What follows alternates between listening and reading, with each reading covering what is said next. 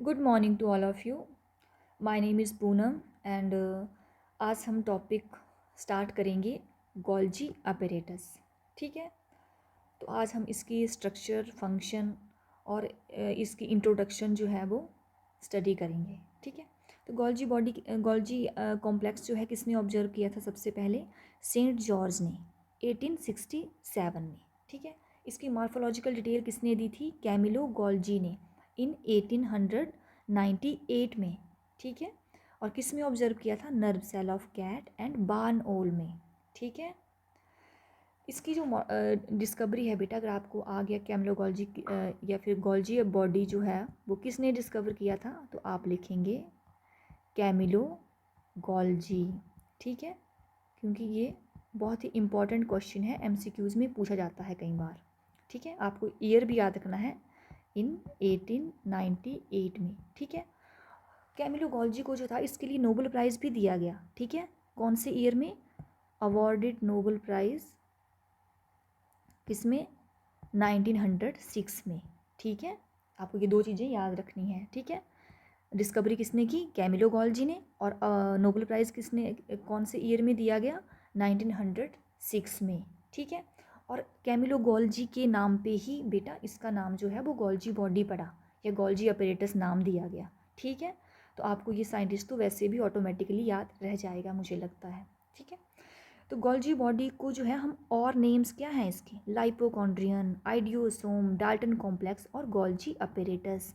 इसके बहुत ज़्यादा नेम्स हैं बेटा, और ये नेम्स आपको याद करने हैं। ठीक है, लाइपोकॉन्ड्रियन भी बोला जाता है, idiosome, Dalton complex, Golgi apparatus. और जो सबसे इम्पॉर्टेंट नेम है इसका बेटा, जो एमसीक्यूज में पूछा जाता है, तो वो पूछा जाता है कि प्लांट सेल में हम गोल्जी बॉडी को किस नाम से जानते हैं? तो वो होता है डिक्टायोसोम। ठीक है, क्या है? डिक्टियो या डिक्टायोसोम्स। ठीक है, वेरी वेरी इंपॉर्टेंट। ठीक है, याद रखना है। ठीक है, तो अब आते हैं बेटा अकरेंस पे। ठीक है, अकरेंस कहाँ होता है?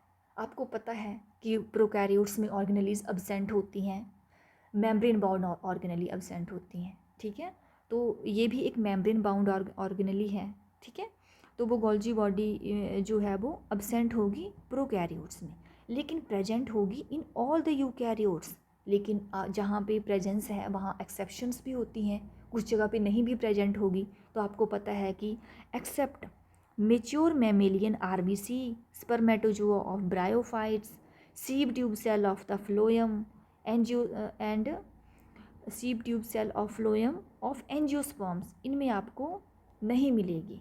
एक्सेप्शंस हमेशा आपको बेटा याद रखनी है। ठीक है, एक्सेप्शंस हमेशा याद रखनी है। कहाँ कहाँ? Except mature mammalian RBC, spermatozoa of the bryophytes, sieve tube cell of phloem of angiosperms. ठीक है, इनमें आपको नहीं मिलेगी गोल्जी अपैरेटस। ठीक है, तो साइज, शेप एंड नंबर की बात कर लेते हैं। ठीक है, इसका इसका जो बेटा शेप जो है ना इसकी, वो वेरी करेगी। वेरी मतलब डिफरेंट डिफरेंट शेप्स ये ले लेता है। ठीक है, अपने अकॉर्डिंगली। तो जैसे ये शेप्स जो हैं वो इसकी वेरी करेंगी। ये आपको जैसे सेल्स अलग हैं, तो ऐसा नहीं कि आपको अलग सेल में ही डिफरेंट शेप मिलेगी। आपको सेम सेल में, मतलब एक सेम सेल है हमारा, उसमें भी आपको डिफरेंट शेप्स के जो हैं वो गोल्जी अपैरेटस मिल जाएंगे। ठीक है, गोल्जी बॉडी जो है डिफरेंट शेप्स की मिल जाएंगी। Not only in the different cell but in the same cell also. Same cell में भी ये डिफरेंट शेप्स का मिल जाता है। और ये किस चीज़ पे डिपेंड करता है? Functional state of the cell, कि सेल की फंक्शनल स्टेट क्या है। ये बहुत ज़्यादा फंक्शनल, बहुत ज़्यादा सेक्रेटरी है फंक्शन में, या बहुत ज़्यादा एक्टिव है फंक्शन में, या फिर ये नॉन सेक्रेटरी है, इसके ऊपर भी इसकी शेप जो है वो डिपेंड करती है। ठीक है, तो इसको जो है इसी वजह से प्लियोमॉर्फिक ऑर्गेनली भी बोलते हैं। प्लियोमॉर्फिक मीन्स इसकी बहुत ज़्यादा शेप्स होती हैं, क्योंकि शेप्स जो हैं वो इसकी वेरी करते हैं, इसलिए इसको प्लियोमॉर्फिक ऑर्गेनली भी बोला जाता है। ये भी एक एमसीक्यूज बन जाता है। अगर आपको नेम एनी प्लियोमॉर्फिक ऑर्गेनली आ गया तो उसमें आपको गोल्जी बॉडी का नाम, मतलब आप ऑप्शन टिक कर सकते हैं। ठीक है, तो अगर इसके साइज़ की बात करें तो ये कहाँ होगा लार्ज साइज़ में? साइज जो है उसका बेटा ये भी वेरी करेगा। साइज मतलब लार्ज साइज किस में मिलेगा? Mature, functional and secretory cell में। देखिए बेटा, गोल्जी बॉडी जो है उसका मेन फंक्शन क्या है, वो सेक्रीटरी होती है, ठीक है। मतलब जो भी ये प्रोटीन्स, लिपिड्स, कार्बोहाइड्रेट्स जो भी ये स्टोर होते हैं, तो इनको ये सेक्रीट करेगी आगे, आगे ये सेल, ताकि ये टारगेट सेल तक, टारगेट ऑर्गन तक पहुंच सकें ये चीज़ें, ठीक है। तो ये सेक्रीटरी होती है फंक्शन में। तो ये जो भी सेक्रीटरी सेल होते हैं, फंक्शनल सेल होते हैं या मेच्योर सेल हैं, उनमें ये लार्ज साइज का होगा, ठीक है। जैसे नर्व सेल क्या सेक्रीट करता है, न्यूरोट्रांसमीटर सेक्रीट करता है, तो इसमें भी लार्ज साइज का मिलेगा। पैनक्रियाटिक सेल एंजाइम सेक्रीट करते हैं, ठीक है। लीवर सेल भी इतने एंजाइम सेक्रीट करता है। एंजाइम्स क्या होते हैं बेटा, प्रोटीन्स तो होते हैं, है ना। तो ये सभी जो है वो गोल्जी बॉडी, इनमें जो है, इन सेल्स में गोल्जी बॉडी जो है लार्ज साइज की होगी, क्योंकि ये सेक्रेटरी है फंक्शन में ना। तो ये जो है वो गॉबलेट सेल में भी लार्ज साइज़ की मिलेगी। जर्मिनल सेल मीन स्पर्म्स, ओवम्स, ये भी सेक्रेटरी होते हैं ना फंक्शन में, तो लार्ज साइज़ की मिलेगी। लेकिन जो नॉन सेक्रेटरी सेल हैं, नॉन सेक्रेटरी सेल्स मीन्स कौन से, जैसे मसल सेल हो गए। अब ये मसल सेल कुछ भी सेक्रेट नहीं करते हैं ना बेटा, तो इनमें ये स्मॉल साइज़ की मिलेगी, ठीक है। ऐसे जो है वो किसी भी कोई भी ऑर्गेनेली जो है उसका साइज जो है वो वेरी करता है, ठीक है। अगर वो बहुत ही फंक्शनल और जो है वो फंक्शनल स्टेट का मेच्योर सेल है तो उसमें लार्ज साइज होगा, और जो जिसमें वो नॉन फंक्शनल है उसमें उसका साइज जो है वो रिड्यूस होगा, ठीक है। तो आगे हम बेटा इसके जो है वो इसकी शेप के बारे में बात कर लेते हैं, इसके ना स्ट्रक्चर के बारे में बात कर लेते हैं, ठीक है। तो देखिए बेटा, यहाँ पे थोड़ा सा आउटलाइन आपको इसकी कनेक्शन के बारे में हम बात कर लेते हैं, ठीक है। इसका कनेक्शन जो है बेटा, न्यूक्लियस के साथ भी थोड़ा सा कनेक्शन है, एंडोप्लाज्मिक रेटिकुलम के साथ हो, एंडोप्लाज्मिक रेटिकुलम की तो ये बहन है, ठीक है, ये समझ लीजिए आप, क्योंकि इसके बगैर तो इसका काम चल ही नहीं सकता, ठीक है। तो और आगे जो है, क्योंकि ये सेक्रेटरी है फंक्शन में, तो सेक्रीशंस जो है वो प्रोटीन, अगर ये सभी जो है, न्यूक्लियस जो है, ये न्यूक्लियस है बेटा, ठीक है। ये एंडोप्लाज्मिक रेटिकुलम है, ठीक है। एंडोप्लाज्मिक रेटिकुलम जो है वो न्यूक्लियस के साथ अटैच होता है, ठीक है, इसके साथ कनेक्टेड होता है, ठीक है।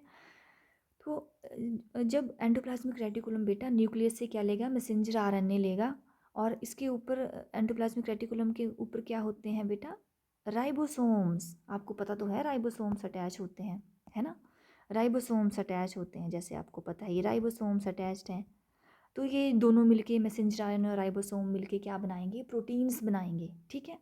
जब ये प्रोटीन बना लेंगे ना बेटा, तो इसके ल्यूमन से ये प्रोटीन्स जो हैं निकलेंगे, और जब ये एंड पॉइंट इसका आ जाएगा ना बेटा, ये जैसे स्मूथ एंडोप्लाज्मिक रेटिकुलम है, ये लिपिड्स बनाएंगे। जब ये एंड पॉइंट पे ये चीज़ें आ जाएंगी, तो ये एक बड फॉर्म में जो है वो, ये इसमें वेसिकल्स में स्टोर हो जाएंगे, ठीक है। ये ट्रांसपोर्ट वेसिकल्स जो होते हैं, ये बड ऑफ हो जाएंगे यहाँ से, मतलब निकल जाएंगे, ठीक है, डिटैच हो जाएंगे इसकी मेम्ब्रेन से, ठीक है। तो फिर ये ट्रांसपोर्ट होंगे आगे, मतलब ये कहाँ होंगे, गोल्जी बॉडी तक जाएंगे ये बेटा। अभी ये जो है इमेच्योर फॉर्म है, ठीक है। जैसे कोई भी चीज़ बन रही है तो आधी अधूरी है, अभी वो पूरी तरह से वो जो है वो मेच्योर नहीं हुई है, यूज के लायक नहीं हुई है, प्रोसेसिंग हो रही है उसकी अभी, ठीक है। तो ये प्रोसेसिंग आगे कौन करता है, गोल्जी बॉडी करता है बेटा, ठीक है। फिर ये गोल्जी बॉडी की सिस फेज है, ये सिस जो है वो फेस है इसका, ठीक है। तो सिस और ट्रांस फेज हैं इसके, गोल्जी बॉडी के दो फेस होते हैं गोल्जी बॉडी के, सिस और ट्रांस। सिस जो है वो एक फॉर्मिंग फेस बोलते हैं, और ट्रांस को जो है वो मेचुरेशन फेस बोलते हैं। अब सिस में ये चीज़ें जा रही हैं अंदर, फिर इनकी जो है कंडेंसिंग हो रही है, प्रोसेसिंग हो रही है, पैकेजिंग हो रही है, और ये मेच्योर फॉर्म में कन्वर्ट हो रही हैं, जैसे आगे आगे आगे मूव कर रहा है, वेसिकल मूव कर रहा है। फिर ये कंप्लीट जब मेच्योर फॉर्म इसकी हो जाती है, मेच्योरेशन हो जाती है, तो फिर से गोल्जी बॉडी में जो है वो यहाँ से बर्ड ऑफ हो जाते हैं ये, और ये तब किस चीज़ में, मेच्योर फॉर्म में कन्वर्ट हो जाते हैं वेसिकल्स, और इनको तब क्या बोलते हैं हम, सेक्रेटरी वेसिकल्स, ठीक है। और ये सेक्रेटरी वेसिकल्स फिर जब अब सेल को पता है कि भाई अब ये मेच्योर हो चुके हैं, अब ये टारगेट ऑर्गन तक जा सकते हैं जहाँ इनकी नीड है, ठीक है, जहाँ पर प्रोटीन की नीड है, जहाँ पर कार्बोहाइड्रेट की नीड है या लिपिड की नीड है, तो ये टारगेट सेल तक, ये ऑर्गन तक ये जो है मेम्ब्रेन है, अब ये यहाँ पे बर्स्ट हो जाएंगे और सेक्रीट हो जाएंगे। कहाँ हो जाएंगे सेक्रीट? मीन्स ये हमारी ब्लड स्ट्रीम में मिल जाएंगे, ये टारगेट ऑर्गन तक कोई जो कैरियर है तो वो ले जाएगा, ठीक है। तो ब्लड स्ट्रीम ही हमारी एक मेन कैरियर होता है, ठीक है। तो इसमें जाके ये टारगेट ऑर्गन तक वो चीज़ हमें पहुंच जाएगी उस ऑर्गन तक, और ऐसे ये सभी जो हैं चीज़ें इंटरकनेक्ट होती हैं, ठीक है। Endoplasmic reticulum, Golgi body, lysosome भी यहाँ पे होता है बेटा, क्योंकि अगर कोई कोई चीज़ है वो हमें नहीं चाहिए या वो वेस्ट है तो कौन इसमें हेल्प करेगा? लाइजोसोम हेल्प करेगा, ठीक है। तो अभी देखिए ये गोल्जी बॉडी का एक डायग्राम है, ठीक है। ये सिस फेज है, जैसे फॉर्मिंग फेज इसको बोलते हैं बेटा, फॉर्मिंग फेज, ठीक है। और ये क्या है? मैचुरेशन फेज, ठीक है। तो यहाँ पे देखिए ये इन्होंने क्या बताया हुआ है, इन इनकमिंग ट्रांसपोर्ट वेसिकल। इनकमिंग कहाँ से? एंडोप्लाज्मिक रेटिकुलम से ट्रांसपोर्ट हो रहे हैं ना ये इनकमिंग वेसिकल्स, ठीक है। कहाँ जा रहे हैं? सिस फेज में जा रहे हैं। और ये ट्रांस फेज है, ये सिस है, ये जैसे ये सिस है, ये ट्रांस है, ये फिर से सिस, ये ऊपर ये इसकी सिस है, ये ट्रांस है, ये देखिए ये सिस फेज है, ये ट्रांस फेज है, ठीक है। ऐसे ये सिस फेज है, ये ट्रांस फेज है, ऐसे है बेटा। ये हर सिस्टरनी की, हर गोल्जी की एक सिस और ट्रांस फेज है, ऐसे ही आपको याद रखना है, ठीक है। तो ये ट्रांसपोर्ट वेसिकल आगे आगे मूव करते हैं, आगे आगे यहाँ पे मेच्योर होते हैं, पैकेजिंग होती है, कंडेंसिंग होती है, ठीक है। इसकी मेच्योरेशन जब हो जाती है तो यहाँ से ये न्यूली फॉर्मिंग वेसिकल यहाँ से बर्ड ऑफ हो जाते हैं, न्यूली फॉर्मिंग वेसिकल्स, और इनको क्या बोलते हैं बेटा हम? सेक्रेटरी वेसिकल्स, ठीक है। सेक्रेटरी वेसिकल्स बोलते हैं इनको हम, ठीक है। और ये फिर जाके आगे ये जहाँ पे टारगेट जो है वो सेल है, ऑर्गेनली है, वहाँ पे जाके ये उसको जो है वो मटेरियल मिल जाता है, ठीक है। ऐसे ऐसे गोल्जी बॉडी का फंक्शन है, ठीक है। और ये बेटा जो अब जो कितने कंपोनेंट्स होते हैं गोल्जी बॉडी के, ये भी आपको पता होना चाहिए।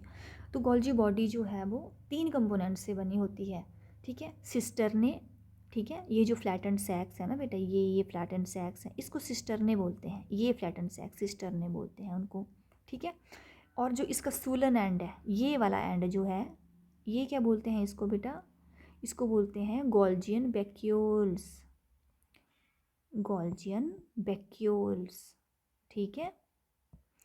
और आगे जो है वो बेसिकल्स का तो आपको पता है, ठीक है। ये बेसिकल्स हैं, ठीक है। ये इनकमिंग बेसिकल्स हैं, इन्हें कोटेड वेसिकल्स भी बोलते हैं, ठीक है। ये रफ होते हैं क्योंकि, ठीक है। और ये स्मूथ वेसिकल्स होते हैं, ये सेक्रेटरी वेसिकल्स होते हैं, ठीक है। कम्प्लीटली मेच्योर वेसिकल्स होते हैं, कंसंट्रेटेड होते हैं, ठीक है। इनको सेक्रेटरी वेसिकल्स बोलते हैं, ठीक है।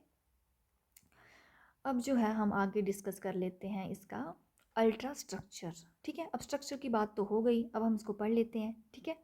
तो डाल्टन और फेलिक्स ने दिया था बेटा इसका अल्ट्रा स्ट्रक्चर, और इन 1954 में, ठीक है। डाल्टन एंड फेलिक्स, ठीक है। याद रखना है, जितना हो सके याद रख लो चीज़ों को। इन 1954 कई बार पूछ लेते हैं एमसीक्यूज में, कितने कंपोनेंट से बना होता है? सिस्टर्नी, गोल्जियन वैक्यूल्स एंड बेसिकल्स, ठीक है। कई बार आपको ये पूछ लेते हैं कंपोनेंट्स क्या क्या हैं, सिस्टर्नी, गोल्जियन वैक्यूल्स एंड बेसिकल्स, ठीक है। एंडोप्लाज्मिक रेटिकुलम के भी सिमिलर है ना, लेकिन उसमें क्या नहीं होता? वो जो है वो इसमें क्या होता है? उसमें ट्यूब्यूल्स होते हैं, लेकिन इसमें क्या होते हैं? वैक्यूल्स होते हैं, ये डिफरेंस है, ठीक है। ये याद रखना है आपने। एंडोप्लाज्मिक रेटिकुलम में ट्यूब्यूल्स होते हैं और इसमें क्या होते हैं? वैक्यूल्स फॉर्म में होते हैं, ठीक है। अब सिस्टर्नी की बात करें तो सिस्टर्नी क्या होते हैं? Flattened sacs like structure, saccules and parallel membrane, ठीक है। तो आपको पता है, ये आपने पढ़ लिया ना, ये पैरेलल सैक्स और फ्लैटेंड सैक्स लाइक स्ट्रक्चर को क्या बोलते हैं? सिस्टर्नी बोलते हैं बेटा। और ये सूलन एंड्स क्या बोलते हैं उसके? सूलन एंड को गोल्जिन वैक्यूल्स, ठीक है।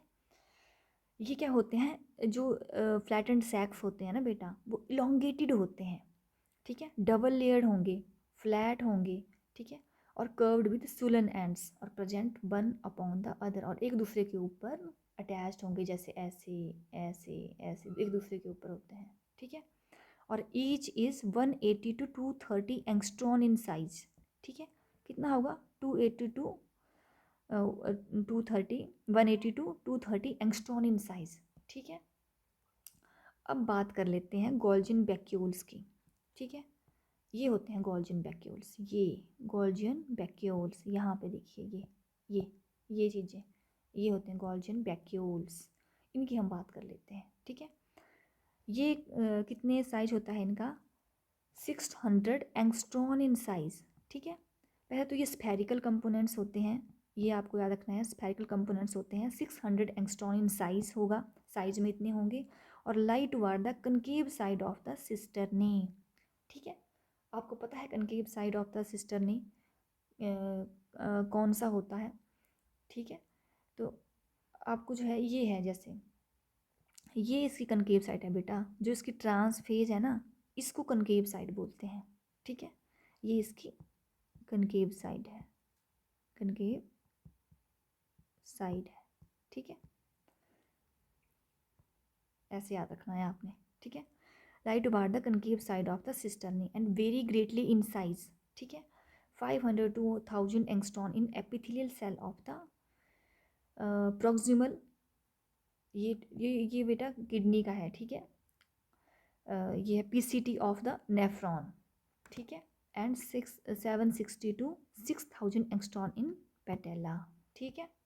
ये बेरी करता है, ठीक है, साइज में बेरी करेगा गोल्जियन वैक्यूल्स।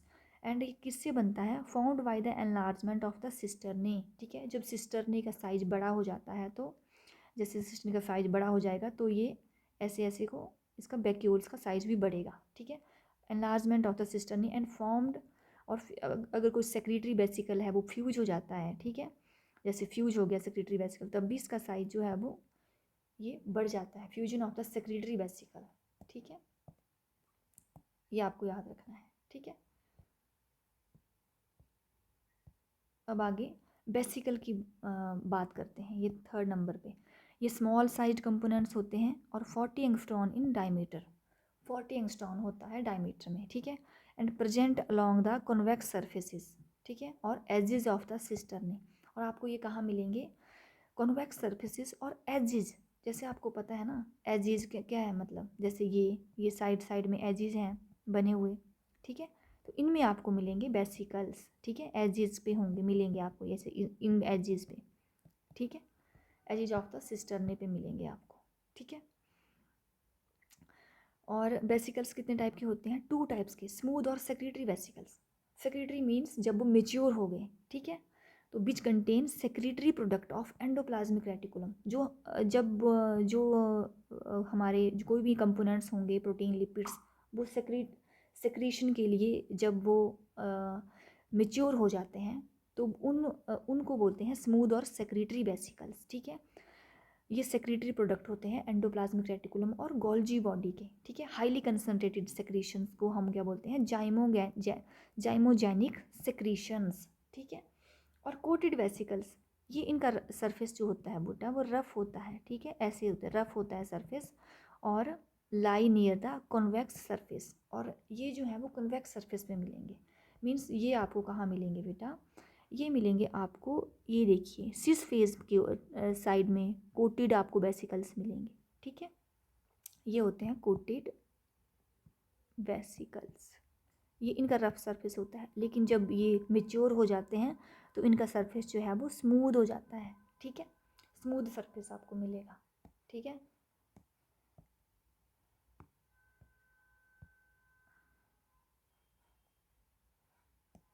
ठीक है, हम आगे डिस्कस करते हैं। अब पोलैरिटी, अब मैंने आपके साथ बोल दिया कि ये कन्वेक्स सरफेस है, ये जो है वो कनकेव सरफेस है, लेकिन आपको थोड़ा आइडिया भी होना चाहिए कन्वेक्स क्या है, कनकेव क्या है, ठीक है। ये कन्वेक्स कनकेव, ठीक है। तो बेटा गोल्जी बॉडी जो होता है उसकी एक डेफिनेट पोलैरिटी होती है, it's concave side, concave side क्या है, like the front of the spoon, ठीक है। फ्रंट कैसा होता है स्पून का, जैसे एक स्पून हमने बना दिया जैसे, तो वो कैसा होगा, एक फ्रंट कैसा होगा, ये अंदर से झुका हुआ होगा ना बेटा, ऐसे को होगा ना झुका हुआ। तो फ्रंट ऑफ द स्पून होता है is directed toward the cell membrane, ठीक है। जो फ्रंट होता है स्पून का उसकी तरह होती है कनकेव साइड, ये कनकेव साइड है इसकी, ठीक है। और कन्वेक्स साइड कैसी होती है, एक उठी हुई, ठीक है, उठी हुई जो साइड होती है नीचे की तरफ ऐसे को, वो होती है कन्वेक्स साइड, ठीक है। तो जो कनकेव साइड होती है वो lie toward the cell membrane, is called maturation phase, ठीक है। जो कनकेव साइड है वो क्या है, मैच्योरेशन फेज है वो, ठीक है। और ट्रांस फेज को हम कनकेव साइड बोलते हैं, ठीक है। और कन्वेक्स साइड क्या है, like the back of the spoon, ये बैक है ना स्पून की, जैसे वो उठी हुई ऐसे पीछे को, ठीक है। तो इज टुवार्ड द न्यूक्लियस, ठीक है, is called the formative phase और सिस फेज, ठीक है। तो जैसे अब यहाँ पे देख लीजिए आप, ये जो उठी हुई फेज़ है, ठीक है, ये जो है वो मेचुरेशन फेज़ है, उठी हुई फेज़ है। और ये फ्लैट एंड, इसमें जो है वो फ्लैट एंड जो शेप होंगी ना, ये उठी हुई फेज़ जो है, ये है सिस फेज़, ये है कन्वेक्स, और ये है कनकेव, ठीक है। ये ऐसे हम इसको डिफाइन करते हैं, ठीक है। इसकी एक डेफिनेट पोलैरिटी आपको याद रखनी है। एक कनकेव साइड है इसकी और कन्वेक्स साइड है। कनकेव साइड जो है वो मेचुरेशन फेज़ है और कन्वेक्स साइड जो है वो फॉर्मिंग फेज़ है, ठीक है। और अब फंक्शंस पे आते हैं, ठीक है। फंक्शंस क्या हैं इसके, it is involve in cell secretions. आपको जैसे ये बात तो क्लियर होगी कि गोल्जी बॉडी क्या है, सेक्रेटरी होता है फंक्शन में, ठीक है। जो भी सेक्रीशंस होंगी, जैसे नर्व सेल हो गया, न्यूरोट्रांसमीटर सेक्रेट करेगा, पेनक्रियाटिक सेल क्या है, एंजाइम सेक्रेट करेंगे, ठीक है। और भी सेल्स हैं, गोबलेट सेल्स, इन सब में क्या है, ये लार्ज साइज होता है, ठीक है। तो ये सेक्रेटरी होता है फंक्शन में, ठीक है, बहुत ही इंपॉर्टेंट रोल प्ले करता है, ठीक है। और ये packaging membrane, it act as a packaging membrane, means ये जो मटेरियल है, इमेच्योर मटेरियल है, उसकी प्रोसेसिंग, पैकिंग, कंडेंसेशन उसमें हेल्प करता है, ठीक है। और बेसिकल्स में ये कंडेंस करता है उनको, ठीक है। ये बात भी क्लियर हो गई, ताकि सब्सटेंस जो हैं उसकी मॉलिक्यूल्स हैं उनकी मेच्योरेशन हो सके और वो यूजेबल बन सके, ठीक है। और ये बेटा ये सेल प्लेट फॉर्मेशन में भी हेल्प करता है, ठीक है। प्लांट सेल में सेल प्लेट फॉर्मेशन होती है ना, उसमें भी गोल्जी बॉडी जो है वो हेल्प करता है, ठीक है। Help in the synthesis of pectin substances, ठीक है। पैक्टिन सब्सटेंसेस किसके बने होते हैं, कार्बोहाइड्रेट्स, है ना, इन चीज़ों के बने होते हैं। तो इन चीज़ों की सिंथेसिस में भी पैक्टिन जो गोल्जी बॉडी जो है वो हेल्प करेगी, सेक्रीट करेगी इन चीज़ों को उस एरिया में जाके, तो इससे वो सब्सटेंस जो है वो फॉर्मेशन होती है, ठीक है। ये प्राइमरी लाइजोसोम की सिंथेसिस में भी हेल्प करता है, ठीक है। देखो बेटा, प्राइमरी लाइजोसोम जो है वो endoplasmic reticulum and Golgi body दोनों इसकी फॉर्मेशन में हेल्प करते हैं, ठीक है। लाइजोसोम्स में हेल्प करते हैं, ठीक है, ये आपको याद रखना है। ये कई बार जो है वो पूछ लेते हैं कि लाइजोसोम जो है वो कौन सिंथेसिस करता है, तो एंडोप्लाज्मिक रेटिकुलम और गोल्जी बॉडी दोनों मिलकर बनाते हैं लाइजोसोम को, ठीक है। And take part in the vitellogenesis, yolk formation में भी गोल्जी बॉडी का एक बहुत ही इंपॉर्टेंट रोल है, ठीक है। And biosynthesis of glycoprotein and glycolipid, ठीक है।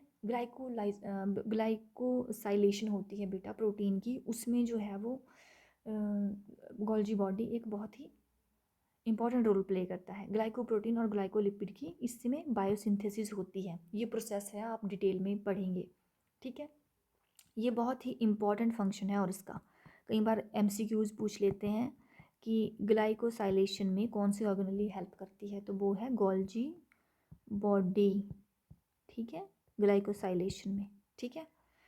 और it is a component of intracellular transport system, ठीक है। इतना तो आपको क्लियर है कि जो इंट्रासेलुलर ट्रांसपोर्ट, मटेरियल को एक साइड से दूसरी साइड लेके जाना, ये तो गोल्जी बॉडी का फंक्शन है, तो इसमें ये बहुत ही इम्पॉर्टेंट रोल हो जाता है इसका गोल्जी बॉडी का।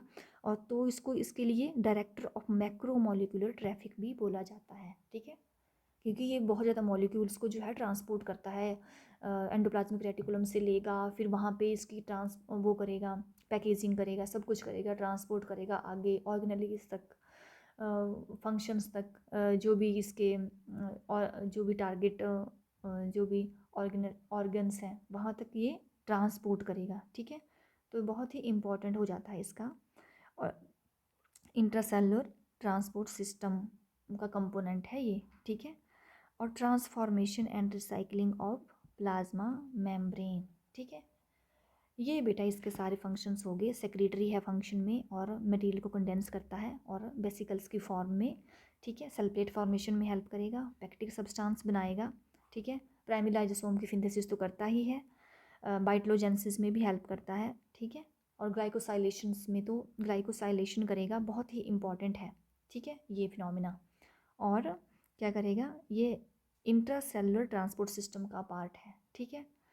और transformation and recycling of plasma membrane में भी हेल्प करता है, ठीक है। ठीक है बेटा, अब ये हमारा टॉपिक यहाँ पे कवर होता है, गोल्जी बॉडी। आपको सब कुछ हो गया, फंक्शंस हो गए, और ये देखिए अल्ट्रा स्ट्रक्चर के बारे में भी हमने डिस्कस कर लिया, और ये स्ट्रक्चर इसका हमने अभी कर लिया, और गोल्जी अपरेटस का भी इंट्रोडक्शन पार्ट भी हो गया, ठीक है। थैंक यू बेटा, गॉड ब्लेस यू। अगर आपको टॉपिक जो है वो समझ आया तो आप मेरे चैनल को सब्सक्राइब करें, और आगे भी मैं जो है वो और वीडियो बनाती रहूँगी। थैंक यू बेटा, गॉड ब्लेस यू।